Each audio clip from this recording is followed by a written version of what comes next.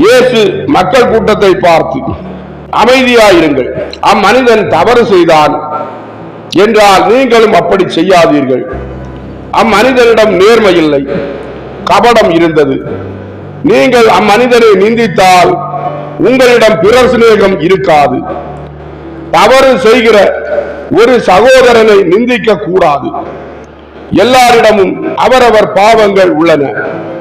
கடவுளை தவிர உத்தமமாய் யாரும் இல்லை. அம்மனிதனை நான் வெட்கத்திற்கு உட்படுத்த வேண்டிய கட்டாயம் ஏற்பட்டது. ஏனென்றால் யாருமே திருடனாய் இருக்க கூடாது, அதிலும் ஏழைகளிடமிருந்து திருடக்கூடாது. நான் அப்படி செய்ய வேண்டியிருந்ததில் எவ்வளவு வேதனை அடைந்தேன் என்பது பிதாவுக்கு மட்டுமே தெரியும். பேராசைப்படாதீர்கள். உங்கள் பணம் அல்ல, உங்கள் ஆன்மாவே உங்கள் பொக்கிஷமாய் இருக்கட்டும். பொய்யான இடுபவர்களாய் இராதீர்கள். உங்கள் செயல்கள் எப்படி உள்ளனவோ அதே நேர்மையுடனும் நாணயத்துடனும் உங்கள் சொல்லும் இருக்கட்டும். வாழ்வு நித்தியமல்ல, மரண நேரம் வரவே வரும். உங்கள் மரண சமயத்தில் உங்கள் ஆத்மத்தில் சமாதானம் இருக்கும்படியான முறையில் வாழுங்கள். நேர்மையான வாழ்க்கை வாழ்ந்தவர்களின் சமாதானம். இனி உங்கள் வீடுகளுக்கு செல்லுங்கள் என்றார்.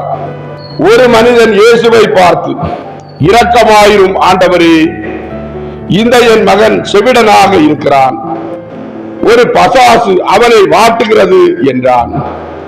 இன்னொருவன், போதகரே, இது என் சகோதரன், அசுத்த மிருகம் போல் சகதியில் அலைந்து மலம் தின்கிறான்.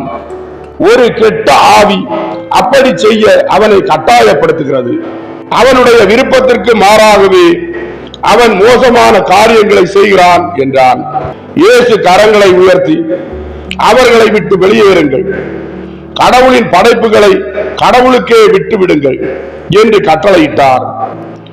அம்மனிதர்கள் இருவரும் குணமடைந்தனர்.